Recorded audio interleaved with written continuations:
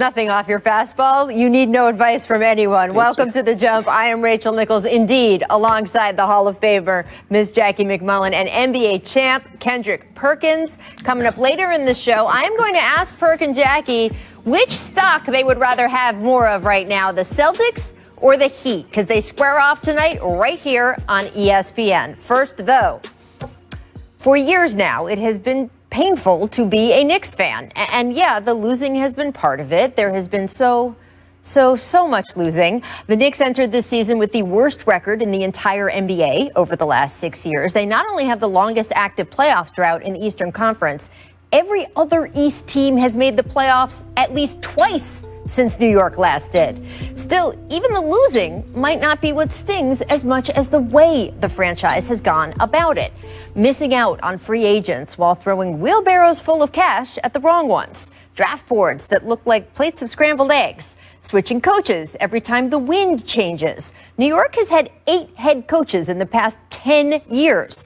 And of course, don't forget the lack of respect that the franchise has shown for some of the faces that fans have loved the most. Charles Oakley, Carmelo Anthony, Spike Lee. At times, the bar in New York has seemed so low, a turtle could jump over it, and yet the franchise still never seemed to manage it, which is what makes what has been happening over the past 10 months so fascinating. Starting in March with the hire of President Leon Rose, the Knicks have been doing, yes, say it with me, the right thing over and over. They hired a coach in Tom Thibodeau who had a track record for building the exact kind of team culture the Knicks have been so desperately in need of. They drafted smart more than once. And when free agency came around, they neither overspent on a has-been star nor filled the roster with players who all play the same position. And we have already seen the results. Entering tonight's game against Utah, the Knicks have won 4 of their last 5. They are above 500 after 7 games, the first time that's happened since the 2012-2013 season. This Knicks team is also tougher than any we've seen in a while, especially defensively, where they are now tied for 10th in the league after sitting at 23rd last season. They play quicker, they share the ball more, especially Julius Randle, who has undergone his own metamorphosis. You remember Randle last season, right? All that dribble before plowing into triple team coverage, the lack of energy on defense at times. Well, Randle gets a lot of credit for coming back this season in better shape and with a renewed hunger for rebounding. But it's more than that. Randle is passing the ball in a way we have never seen him do before. His 7.5 assists per game, that is on pace to double his prior career high. And while it's not clear yet just how sustainable the rest of these numbers are, if Randle can truly transform into a point forward, it unlocks so much of everyone else's game. Indeed, we've already seen the growth from R.J. Barrett. We've seen flashy fun from rookie Emmanuel Quickley, steadying vet play from Austin Rivers. By the way, when those two are on the court together, fans have taken to nicknaming the duo Quivers, which is just fantastic. It was Quickley who's shown in the Knicks' last game, a win over the Hawks, in which he played almost the entire fourth quarter and finished with 16 points off the bench. And don't forget Mitchell Robinson, who recently credited the coaching staff with teaching him how to better position his hands to stay out of foul trouble. Something that's been particularly important as injuries have made it even more crucial for the team's better players to be able to stay on the floor. Of course, this is a Thibodeau team, which means that the Knicks' best players are on the floor a lot. Barrett and Randle ranked number 1 and 2 in the entire league in playing time so far this season. But they're both young enough they should be able to handle it, and the consistency that all that playing time brings has been a big part of establishing the new way the team is doing things, which is really the key, right? Because yes, it is nice to be winning instead of losing. But even if the Knicks go through another bad stretch sometime this season, and they probably will, it finally feels like fans can have some faith in the way the team is being run. Winds of change, indeed. All right, guys. It is a new day in New York. Maybe we're going to introduce a new segment here on The Jump called Good Story or Good Team. So, Kendrick, you heard me talk about the Knicks, why they have been a good story this season. But is that all they are? Or are they actually a good team that we will be talking about all season long? No, Rachel, they are actually a good team. Listen, we are finally saying something good about the Knicks. What has been over a decade that we've been talking nothing but bad things about the Knicks, and Nearly. here they are. And it started with the hiring of Coach Tom Thibodeau. You remember when everyone had all these questions about Coach Tibbs? What was he gonna be able to adjust? And you remember I told you on the show right when he got hired, I said Tibbs had time to reflect on himself and learn the new generation, and it shows on the court. One thing you know about Tom Thibodeau is that he's gonna demand guys to play defense at the highest level, and that's what the Knicks have been doing. He's going to prepare guys. He's going to have them ready. Guys are going to know their personnel. On the offensive end, Tibbs is letting these guys be themselves. They are playing freely together. Julius Randle has always been a stud in my eyes. Now he has a coach that actually believes in not only his scoring and rebounding, but his ability to create for others. I love the way the direction that the Knicks are going in, and I said they are a sleeper pick to making the playoffs in the Eastern Conference. Wow. So, Perk, I agree. This is a really good story. I guess my definition of a good team would be a playoff team. And while I'm as pleased as anyone watching what Tibbs has done to transform this team, and by the way, be fair, it really didn't start with Tibbs. It started with Leon Rose, who has changed the culture there, and then hired Tibbs. So let's give credit where credit is due. And I do think it's unbelievable to see the Knicks as a top 10 defensive team. I give pause and try to bring a little perspective to this only for this reason. Some of the numbers are so video game, I'm just not sure they're sustainable, including Julian Randle, who, by the way, when Tibbs was hired, I asked around, and the first thing GMs and coaches said was, wait till you see what he does with Randle. He's going to transform Randle. He's going to get Randle back on his footing, and that has all come to pass. But, you know, will Alex Burks shoot 67% from the three-point line? Can Julius Randle keep up those incredible numbers? Will Austin Rivers shoot 46% from three? Those are the numbers that are making this team what they are right now. I'm not sure they're sustainable. It doesn't take away from the fact that they're building something. And if you ask the Knicks, that's the most important thing anyway. It has been so long and so frustrating for people who, I mean, this is an incredibly loyal fan base. I am so impressed with New York Knicks fans all the time. Everything that has been put in front of them, they still keep coming back, believing in their team. And finally, again, whether it's rewarded with the playoff berth or not, and with the play-in tournament, it's possible they could at least be in that ninth spot, right? Somewhere in there. Whether that ends there or not, just that feeling that the franchise is not wandering in the darkness the way it has been in a lot of the recent years. I just think that shows a level of respect for the fans that we have not seen in quite some time. All right, next up, we have the Orlando Magic 5-2 team. Your playoff team last year. Still not sure anyone expected to start this good. So is the Magic a good story or a good team? So I think they have the potential to be both. When Jonathan Isaac went down in the bubble, he was arguably their best player, and you thought, oh boy, this is going to be tough for them. But Vucevic has more than picked up the slack. He's off to an incredible start. The problem the Magic has, and it was a problem last year too, is it's scoring. It's perimeter scoring in particular. If your name isn't Vucevic or Terrence Ross right now, nobody else can shoot from the three-point line. So what teams are going to start to do is push guys like Markelle Fultz, who's shooting about 39% from the floor, out beyond the rim and say, go on, try to beat us that way. But I love Steve Clifford's defense. I love the focus this team has. And they have, you know, their rookies have struggled a bit, like all the rookies, I think, because it's so tough not to have a preseason, all that. So I think they are still a playoff team. And Vucevic, what he's doing is just amazing. I agree. They are a good story in my eyes. I'm a big fan of Steve Clifford. He's one of the best defensive-minded coaches in the game today. But when you look at this roster, Markelle Fultz has got off to a great start, in my opinion. The way that he's attacking the basket, rebounding at a high level, facilitating for others, pushing the pace. Aaron Gordon, he's come alive now and is finally giving the Magic what they have been expecting out of him in this short sample size that we have been witnessing. But the guy who's been the X factor besides Big Vucevic, excuse me, is Terrence Ross. Terrence Ross has been coming off the bench, and he has been tearing the league up. Right now, if you had to hand the Sixth Man of the Year award to anybody, it would be him. And I'm so mad at myself because I left the Orlando Magic out of my preseason rankings in my top 8 in the Eastern Conference, and shame on me because they are a great story. They are a good team, and they will be in the playoffs this season. Well, let's stick in the East because next up we have the Cleveland Cavaliers, who are above 500 with a 4-3 record. Perk, your old squad, one of them. Are the Cavs a good story or a good team? They're a good story. They're getting better, Rachel.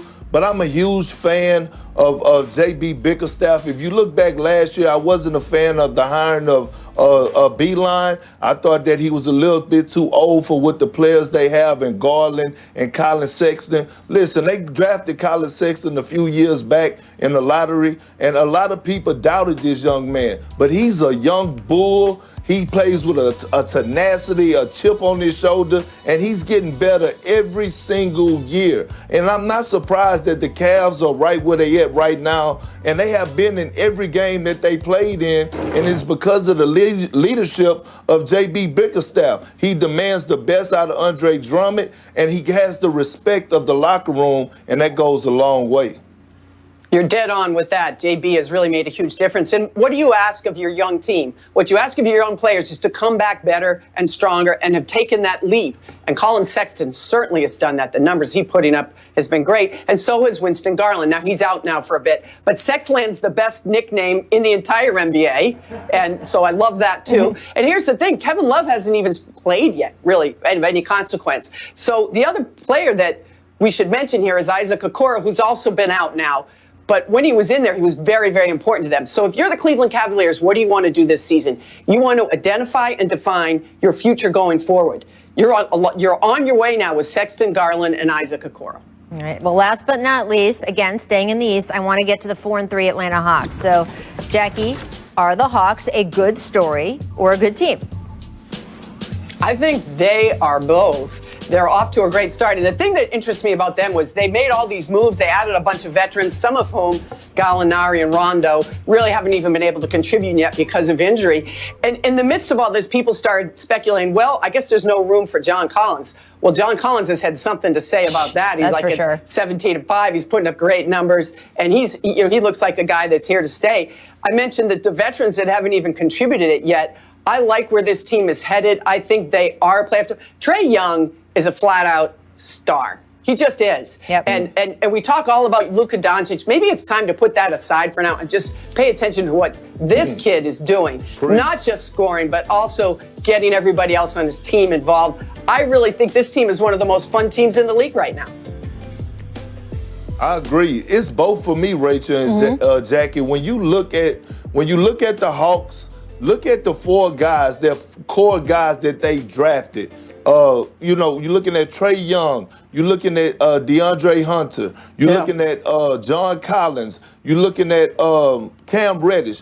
All these guys have gotten better. Trae Young is a superstar, but Cam Reddish, I knew he had the offensive skill set, and I knew the future was bright for him offensively. I didn't know he was I didn't know he could defend the way he defends at the high level, the intensity that he brings. The addition of adding a guy like Clint Capella, a lob threat, a guy that can anchor the defense, protect the basket. And then John Collins, a guy that said, you know what? I'm going to roll the dice and bet on myself. He turned down a four-year, $99 million extension to say, you know what? I'm worth more. And he's showing that now. And now you're bringing in a guy like Herter and playoff Rondo. Rondo haven't even played yet, but just his leadership being in that locker room. I'm looking at this Atlanta Hawks team, and they are very dangerous, and they arguably have the most scoring firepower in the NBA.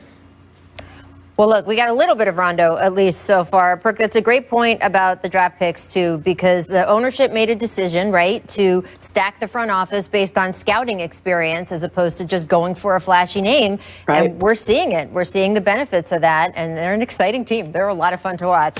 All right, coming up on this show, we're going to give you the latest and greatest dime from Nikola Jokic, debate whether the Big Honey nickname is worthy for him. This is going to be a lot of discussion. First, Big thank Honey, you, Jackie. No, it's a bad nickname. Thank you. I'm calling shenanigans on Basketball Reference. Thank you. The Joker is the only nickname for him. Even his Nike logo has a Joker's hat. Please, come on. Come on.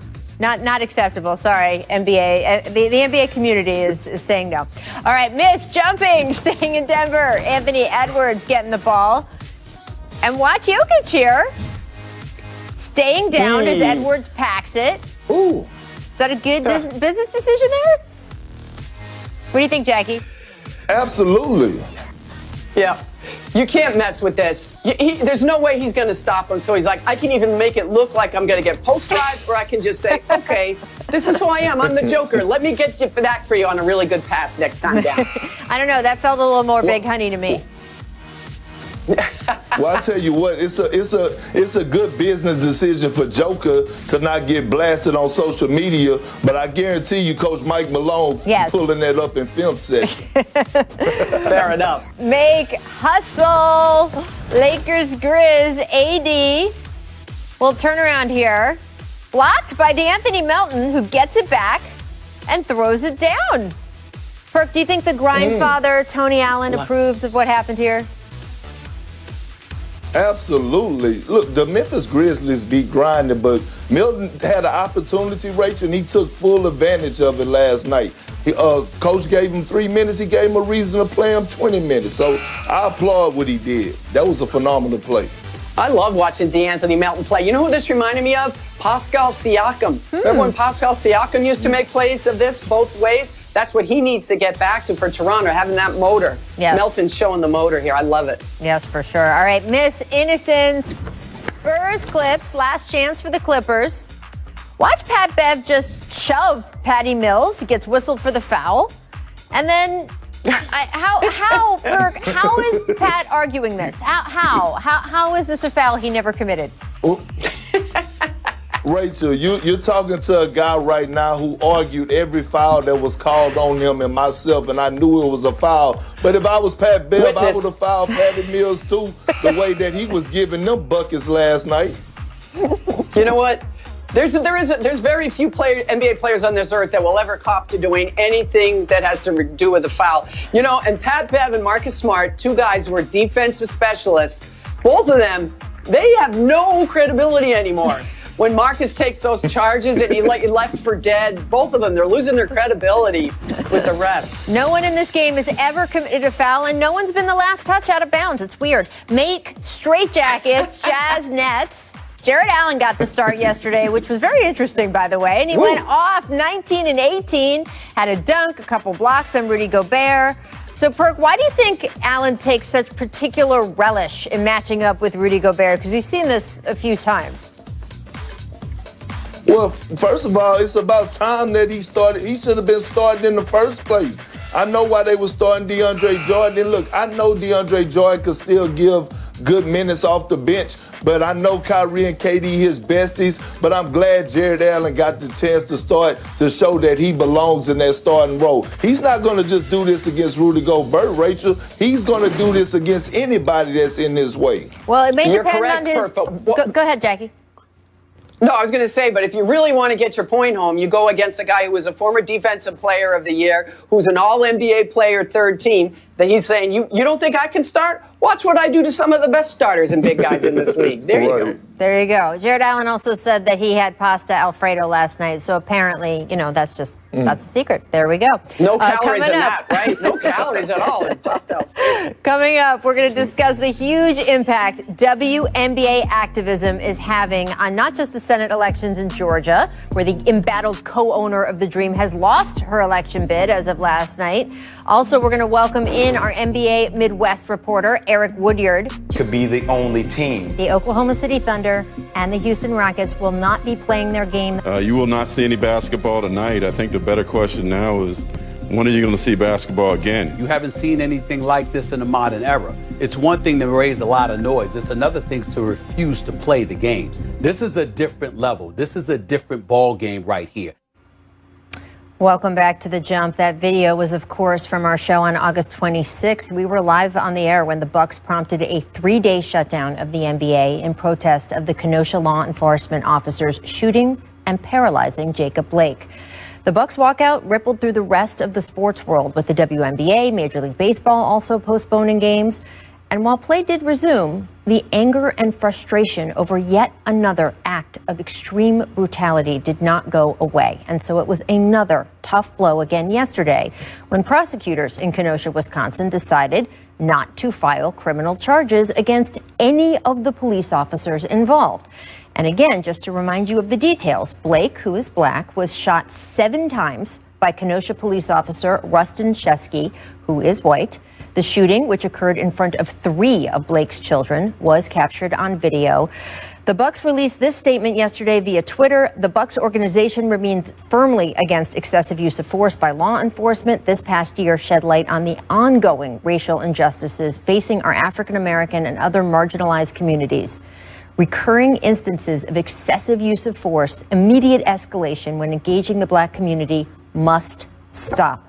We will continue to work to enact policy change so these incidents no longer exist. Now, last night, the Marquette men's basketball team wore black uniforms for their home game in Milwaukee against UConn. This was in support of Jacob Blake and his family, quote, the Kenosha community, and reaction to the announcement. A myriad of NBA players also reacting via social media and in their post-game press availabilities. Here's just a small sample. We're starting with LeBron James. It's a blow to our community once again. And we've been here before. It sucks. We feel sorry for his family and for that community itself. And we want better. We want better. And hopefully we can get that. It's sad that it's become a thing, where it's like you don't really expect any justice out of these things. Cause it's like, man, you're as an African-American male, it's just one of those things where you're scared, and it doesn't matter who the hell you are. It doesn't matter if, the most famous person in the world or, whatever. Like, at the end of the day, your job is your job. I play basketball, but I'm an African-American male, and I have African-American women in my life and so on. And it's just disheartening, man. It's upsetting as a Wisconsinite. It's upsetting as a human being, that and justice is injustice. And it's tough. I want to welcome in our ESPN NBA reporter, Eric Woodyard. Eric, welcome back to the show. You, of course, cover the Bucs for us and the Midwest region. And I just wanted to start with what the people inside the Bucs organization are saying in response to this news that no charges are going to be pursued against the officers. Rick Lopez, we spoke to him this morning, and I asked him at shoot-around before the Pistons games. He described it as a feeling of helplessness. I mean, guys, they boycotted games. And guys did a lot, put a lot of energy and time into this to get this type of result. So they didn't feel like everything went in vain, but guys do feel a sense of helplessness. Also speaking to the front office, John Horst today, and, he was saying the same thing is, guys really just are not necessarily in shock, but guys are just feeling that a gut in their, like the punch in the gut in their stomach more so than anything. But they're going to continue to fight. Their work is not going to go in vain, but it definitely was a punch in the gut today. Yeah, I mean, the walkout that we're seeing video from this summer was just a seminal moment in the history of the NBA and across American sports. Are there any plans tonight for the Bucs to protest or make any sort of mark during their game against the Pistons? The Bucs have been in a group chat. Everyone has been speaking and talking. They haven't come up with a plan the last time I spoke to them. But there could possibly be something, whether it comes tonight or moving forward. But it's definitely been in the talks. It's been in the discussions. Obviously, the guys that led the protest last year, Sterling Brown, you look at Wesley Matthews, George Hill, those guys aren't there, but they still have that same DNA of types of players. They've brought in, Torrey Craig. They've brought in DJ Augustine. If you look at Drew Holiday and the work he's done, he's already pledged to give the remainder of his salary away, to black businesses and individuals who are doing things as well, him and his wife. And it's still kind of that DNA. The fight continues. And it just was a punch in the gut, not only for the Bucs, but just for the black community as well. Yeah, you grew up in Flint, Michigan. You covered this league. You covered the Bucs going through all of this summer. What has it felt like for you the past 24 hours? Unfortunately, it's almost kind of become routine in a sense. It's bad that it sounds that way, but that's just the reality. I mean, in my hometown, we've dealt with the water crisis. It's still somewhat being sorted out. We just got a settlement. You look at this situation. You look at George Floyd. You look at Breonna Taylor. It's been situation after situation. Honestly, I would be shocked if something were to happen, if someone were to be charged, if somebody were to do time in prison for constantly using excessive force. So obviously I'm not that shocked. And it's bad that it's that way in America. Absolutely. I want to bring Kendrick and Jackie back into this conversation. And Perk, you were with us the day the Bucks decided not to play in that playoff game on August 26th. What was your reaction when this came across yesterday afternoon? You know, I was upset and I was disappointed. You look at Jacob Blake, his life has changed forever. This man is paralyzed, and then I think about his children. That's gonna be inside. That's gonna be in their memory for the rest of their lives. And Rachel, you know, I'm not a prosecutor. I'm not a lawyer. I don't know too much about the system, but I do know right from wrong, and I do know what happened to him wasn't right. And for the police officers to get off with not any charges. I mean, not a misdemeanor, not nothing. It's very disturbing to me, and what it's going to do is going to be a ripple effect to let the police officers around the world know that if they do it, it's okay, that they might get off for doing an act like this, and it's a shame. You know, it's funny, Rachel, the first person I thought of really was George Hill when I heard this, because his emotion was so raw last year. Mm-hmm. You know, his resignation when he was like, I don't even know why we're here. I don't even know why we're playing. I thought that encapsulated about the feelings of probably many, many players throughout the league. And of course, George is in Oklahoma City now. I'm sure that doesn't change his feelings about what happened in Kenosha and the results of this. I also thought the timing of this, and maybe it's because I'm a conspiracy theorist to some degree, I thought it was very interesting that no charges were announced just as the Georgia Senator runoffs were getting into full swing, and the nation's attention was on those very important Senate races that were born from, in some regards, as we're going to talk about in a minute, from the WNBA and other players. So I thought that timing, I didn't like that. You know, I felt it was a way for them to sort of get that news off and on to the next. And I don't know if that was purposeful, but it crossed my mind. This has to stop. I mean, there's no other way to say this. This has to stop in this country. I grew up in the Washington, D.C. area. All you have to do is look at what's going on your television in my hometown today to understand the double standard in which we treat different people in this country depending on, quote, use of force or protesting or going for something violent. Any of that, it has to stop. And the way the NBA has supported that and stood for that, I don't think it's going to change even with this decision in Kenosha. I do want to get to what you're alluding to, Jackie, with the Atlanta Dream. Kelly Loeffler, one of the co-owners, of course, lost her U.S. Senate runoff race in Georgia to Raphael Warnock, a Democratic candidate who was strongly endorsed by all of the WNBA players, including Loeffler's own team. The special election, called early Wednesday by ABC News and the Associated Press, Democrat John Ossoff currently also ahead of Republican David Perdue, but that race still being called too close to call. Now, in reaction to last night's Georgia Senate runoffs, LeBron tweeted, "Think I'm going to put together an ownership group for the Dream. Who's in? Black votes matter." Jackie, talk a little bit about the impact the WNBA made in Georgia, especially in the race involving Kelly Loeffler. Well, first of all, it's a conflict of interest to me to be in business with LeBron James, but otherwise, I would raise my hand. I'd be interested as a minority owner. But I think the thing that I loved most about the way the Dream Team, the Atlanta Dream, handled this whole incident was, of course, this was very emotional. They had very strong feelings against their owner. When we make things emotional, sometimes we don't get our message across. Cooler heads prevailed, and is there a cooler head in sports than Sue Bird? I doubt it. Mm-hmm. She galvanized that team together, and they handled this in the most brilliant way possible. Instead of ranting and raving and complaining, they simply did one thing.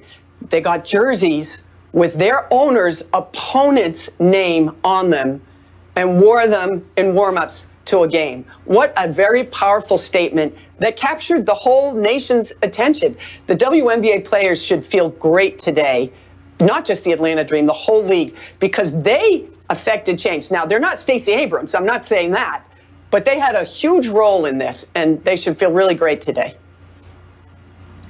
They should hold their heads up high, Rachel. And I've said this time and time again on the show with you, is that the WNBA, not just for what happened yesterday for us with the voting and them having an impact, but overall, They were on the front line from the very beginning. They the ones that took the necessary step forward and action from times that things started happening. And then the NBA, the guys started to follow. So, I just want to give all the women in the WNBA their flowers, because you look at what Maya Moore did.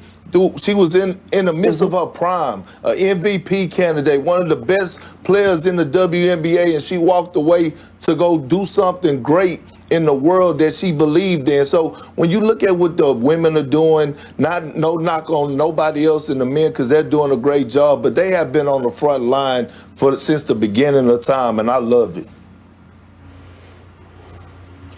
I agree with Perk as well. I think what Maya Moore did was amazing. I have a grandfather who's incarcerated as well, and to see what she done and them to continue to stick on these issues, the more exposure, the better. So although it might not happen today necessarily, they're planting those seeds for the next generations, the next Maya Moores, all these next stars who can make change. And we might not see it right now, but we have to continue to keep going, continue to keep fighting. And shout out to the WNBA. I think Maya Moore is going to go down with her impact with something like how Muhammad Ali would, or if she doesn't, she should, because that was really, really huge on her part. Well, first of all, Perk, I want to thank you for saying that about the women of the WNBA, because there's no question they have been out front risking more, frankly. These are not players who have, $100 million endorsement deals, and they have risked more earlier than anybody else. And I just think they deserve so much credit for doing the right thing first. And I think it's an example, frankly, to all athletes. And I think the past few years we've seen this. We've seen athletes realize how much power they have, especially in today's economy,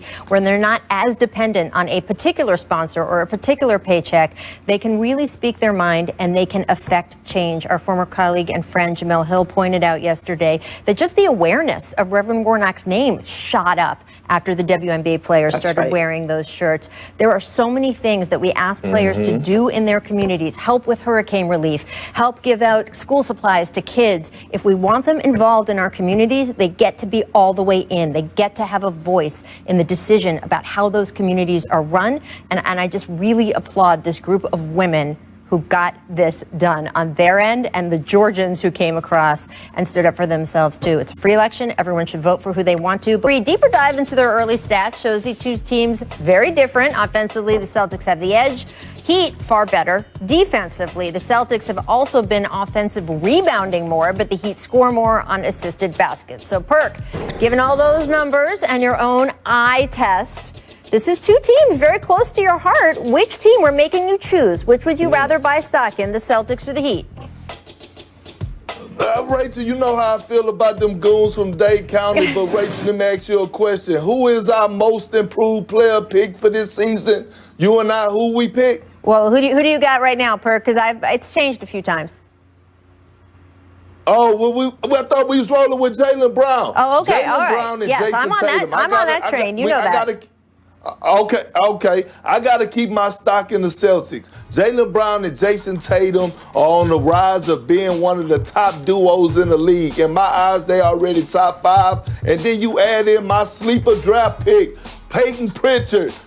We call him P. Rabbit in the Boston area. He has stepped up tremendously. Adding Tristan Thompson, Robert Williams playing well. My stock is into the Celtics.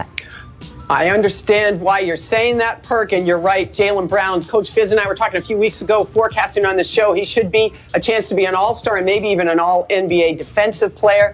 Here's the problem, though. I can't put all my stock with the Celtics till I know about Kemba Walker and his health. Because as much as I love those two guys, Perk, they can't go all the way unless they have Kemba Walker. And let's not sleep on the Miami Heat. Forget about the early record. Bam Adebayo, Jimmy Butler, that's a pretty good 1-2 punch, too. And they go a little deeper than the Celtics do. And I do have to wonder about Boston's defense. 20th in the league. I've got to imagine that's going to change at some point. Yeah, I'm not sure we can judge the Heat right now, right? I mean, they're coming off, along with the Lakers, the shortest layoff in the NBA. We know how grueling the bubble was. And as Miami showed, look, they don't need to be a top seed to advance far in the playoffs. Also, I don't know if the Miami flu, as we call it, right, has had anything to do with it, that opposing teams no longer come down into South Florida and have quite the nights out that they might have in the past. And maybe by the playoffs, all that'll be back again, too. So you just don't know. I wouldn't judge Miami right now. All right, it does get timing to have the Warriors as our second ESPN game tonight because Steph Curry has been on a roll. He set out a career-high 62 points against the Blazers, then dropped 30 points, 9 rebounds, and 8 assists on the Kings in a Warriors blowout victory. That was a back-to-back for those guys. Jackie, what do you expect from Steph? Do you think he will keep rolling tonight against the Clippers? I expect Steph to keep rolling, and I think with the injuries, and he had a lot of time to think about the grind of being a defending champion with a bullseye on your back. And we know how stressful it was because we've heard bits and pieces since that dynasty ended. I think this is a new Steph who's just saying, you know what? I love the game. Look at these highlights. You can see it, how much he's enjoying this game and a different role and relishing the idea of being an underdog again, which he was most of his career before he got to Golden State and became an MVP. Well, when you look at Steph, I can see it in them green eyes of his. He is on the mission. And if you think Patty Mills tore up the Clippers yesterday, you could just imagine what Steph Curry is going to do. He's in great physical shape. He's well rested. He's on the mission right now. And he's not just shooting the hell out of the ball, Rachel and Jackie. He's actually doing it in various ways, attacking the basket, playing with great pace, moving without the ball, facilitating for others. He's on a mission, and he looks like the MVP Steph that I saw about 5 or 6 years ago. And you're also seeing, I'm going to keep saying it, it's the Draymond Green effect. Draymond getting his win back and being in the lineup the way he has, it has made a difference for Steph Curry. All right, up next, who said Embiid and Simmons can't play together? The Sixers have the best record in the league right now.